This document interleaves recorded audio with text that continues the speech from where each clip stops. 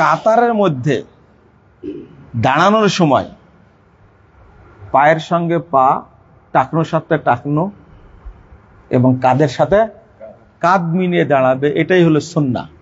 এটা কি সুন্নাহ এবং ফজিলতপূর্ণ।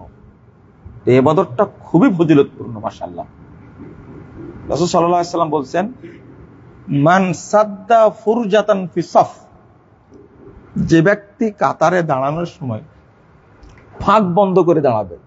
ফুরজাতান শব্দের অর্থ হলো এমন ফাঁক যে ওই যে পূর্ব দিকে সূর্য উঠলে ওই বেড়ার মাছ থেকে বের হয় না, ফাঁক দিয়ে আলো বের হয় না, এইরকম ফাঁককে ফুরজা বলে। সালাতের মধ্যে দাঁড়ানোর সময় যদি কেউ এভাবে ফাঁক বন্ধ করে দাঁড়ায়, পায়ে পা কাঁধে কাঁধ মিলিয়ে দাঁড়ায়, রফা আল্লাহু লাহু দারাজা, আল্লাহ তার মর্যাদা বৃদ্ধি করে দিবেন। ওয়া বানা লাহু বাইতান ফিল জান্নাহ, এবং আল্লাহ তার জন্য স্পেশালি জান্নাতে একটা ঘর তৈরি করবেন। এটা 5797 নম্বর হাদিস, তারপরে নাওসাতের মধ্যে এসেছে।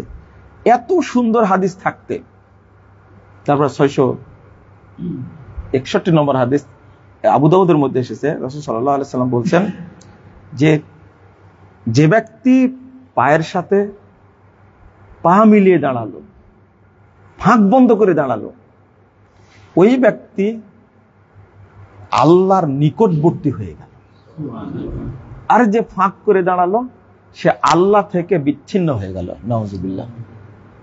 আর দুইজনের পায়ের মধ্যে কি থাকে? শয়তান থাকে।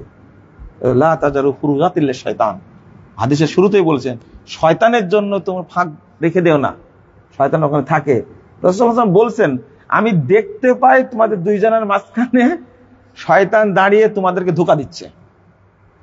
এত হাদিস থাকার পরেও বাংলাদেশের মানুষ এই সুন্নাতটা মানে না। এরা বলে কি জানেন? যে মোবাইল বন্ধ করি, কাতার সোজা করি, দুইজনের মাঝে 4 আঙ্গুল ফাঁক রাখি। এই 4 আঙ্গুল ফাঁক হলো শয়তানের সুন্নাত। ওই যে ফজিলতটা নষ্ট করবে, এই জন্য ইবলিস এই 4 আঙ্গুলের জন্ম দিয়েছে। এটা ইবলিসের আমল, কিন্তু ফাঁক রাখা যাবে না। কথা বুঝেছেন মনে হয় নাকি? যখন কাতারে দাঁড়াবেন তখন পায়ের সাথে পা, কাঁধে কাঁধ মিলিয়ে দাঁড়াবেন, এটা গুরুত্বপূর্ণ সুন্নাত। আর মসজিদের মুসল্লিরা যখন দাঁড়াবে তখন প্রত্যেক ওয়াক্তে রাসূল সাল্লাল্লাহু আলাইহি ওয়াসাল্লাম এটা বলতেন, আকিমু সুফুফাকুম, কাতার